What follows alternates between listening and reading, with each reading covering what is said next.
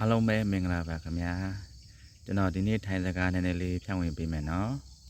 ဒါကတော့ကျွန်တော်ရဲ့စပယ်ချံပါစပယ်ချံကိုထိုင်းလို့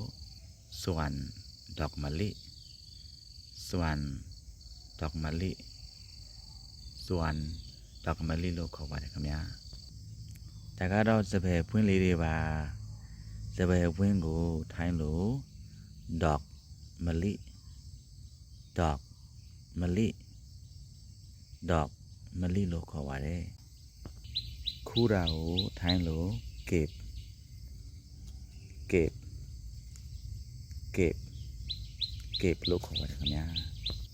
စပယ်ပွင့်လေးတွေကအရန်မွေးတယ်နော်မွေးတာကိုထိုင်းလို့หอมหอมหอมလို့ခေါ်ပါတယ်ဒီစပယ်ပွင့်လေးတွေကအရန်ကြီးတယ်နော်ကြီးတာကိုထိုင်းလို့ใหญ่ใหญ่ใหญ่လို့ခေါ်ပါတယ်ခင်ဗျာ